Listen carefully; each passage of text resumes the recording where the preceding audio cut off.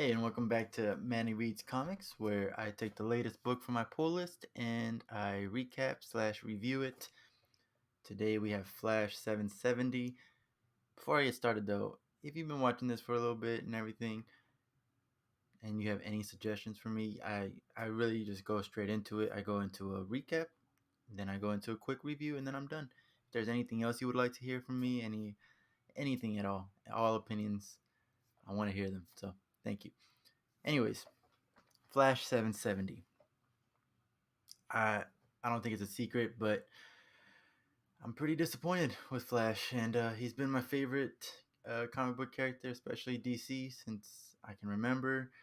And these last few stories, even before Future State, they've just been disappointing. I think honestly, and ever since Joshua Williamson left, uh, just disappointing stories. And this one is no different. It does start off with a quick recap by Wally, like it's a narration of what's going on. He's letting us know that there's something wrong with the Speed Force, and it shows him to fix it, and it shows him by literally pulling his being. I don't know, not his physical body, but like his.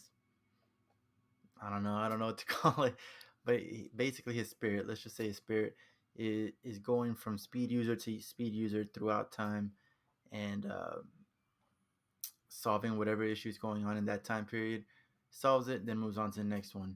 In the last issue, he ended up in the future with Impulse, and after he finished there, he moved on, and we see him in Jay Garrick's body. And in front of Jay Garrick, we have Hitler with the Spear of Destiny, um, pretty much saying that he's got all the power, right? So that's how we start off. But then this one actually kind of gives us even farther of a flashback of that current time. It's just some random guy sitting in a chair. He's got a nice suit on, and then Jay speeds in. He's like, "Hey, how's it going?" And they introduce themselves. This guy's name is Happy Terrell, and I had no idea who this was, but as it progressed, I saw that he's the Ray, and they're both there at the request of the president of the United States. It's around World War II, and the president says, "How would you two like to end the war?" And the next scene, they're on a plane. Yeah, plane, and they're about to jump into the Philippines. This is the last known location of the Spear of Destiny, and they're just gonna go get that, and hopefully that ends the war, right? Um, Here, Jay Garrett kind of tells um, the Ray basically what the Spear of Destiny is. Whoever wields it can control the world, basically, in a more an actual sense. Whoever wields it can control anybody who is in their sphere of influence. Um, so they land in the Philippines and immediately get caught into a trap, like immediate. And there's this guy there. His name is Otto Frentz, aka the Parsifal. Parsifal? Who knows? But his power is to take away the powers of anybody around him. So Ray can't do his thing, and Jay can't run. So after they're caught, they're taken to Cormoran, on a German cruiser, and that's where they're held captive for about 5 weeks. And within this time period, Ray is starting to lose hope, and earlier on, he pretty much was a skeptical on Jay's religion, um, pretty much saying that there is no God, and is just telling him that you need to have faith. And then 5 weeks in, uh, Jay himself is just like, you know what, I need you to do something for me. I'm not gonna make it. You need to go to my wife, and he's pretty much giving him the last messages. Um, and then it's at this point that the Ray or Happy Terrell, he I guess, in the last moments, you always reach out to whatever you can, and he says he reaches out, he prays for Jay to be saved, and in that moment, that's when the Speed Force, or I guess, yeah, the Speed Force jumps out of Jay, and Wally takes over him, and then whatever that lightning was goes straight into Hitler. So now Hitler not only has the Spear of Destiny, but he also has Speed Force powers. While they are unstable, he still has those powers, and Hitler takes that as a sign from God, saying that he is the Ubermensch, the Superman, and he's been chosen. Uh, Here's where it starts going bad. Like all of this story is for no reason whatsoever. This doesn't affect anything. It's not a one shot. It's just a story for storytelling. And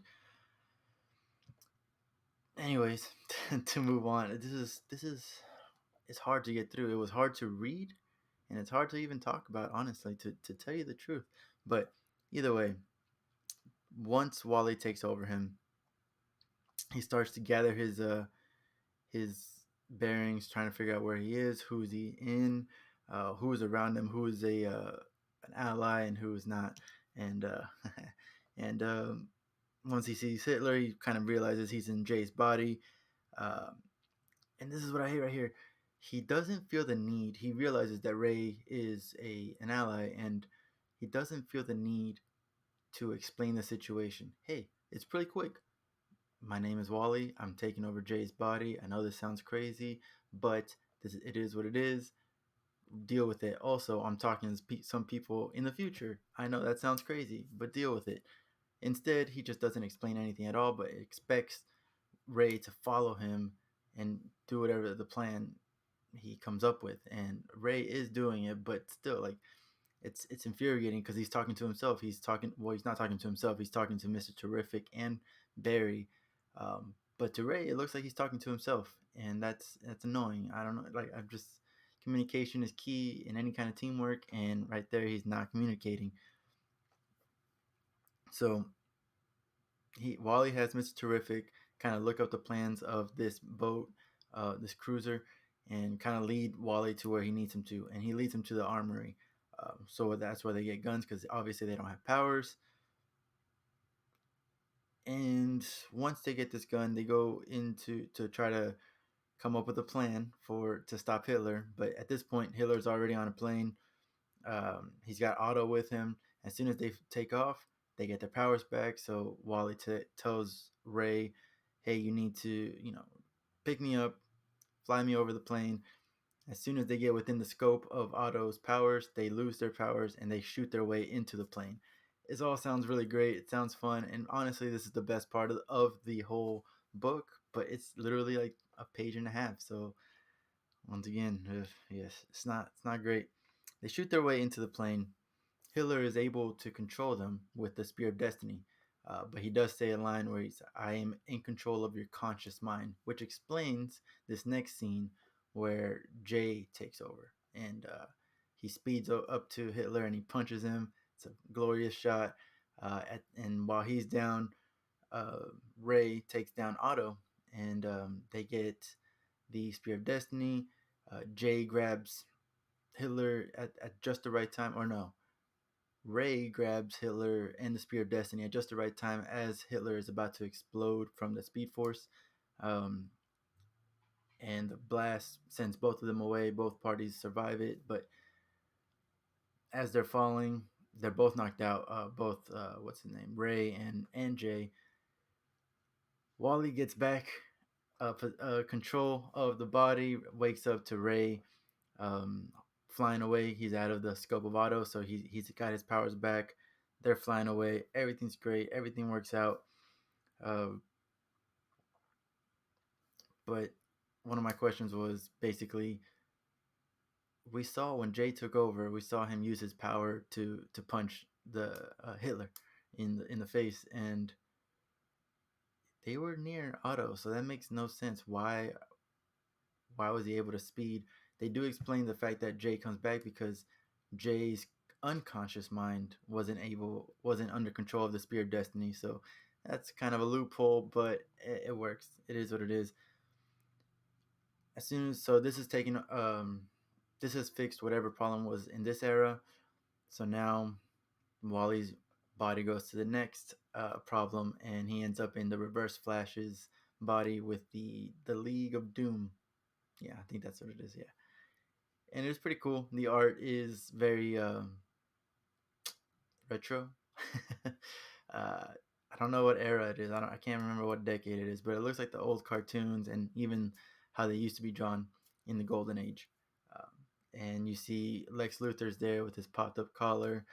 Solomon Grundy is there, and Reverse Flash is on a podium. I guess they're swearing him into the League of Zoom or League of Doom, and that's how it ends. So it ends on a kind of good note, but all in all, this was a 4.5 for me out of 10 because I could get. I said it's a chore to get past, and like the best part was literally just Ray flying up to the plane and then punching Hitler.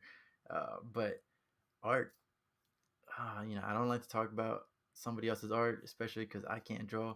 But the art's not for me. It is what it is, but it's not for me. So I don't really like it.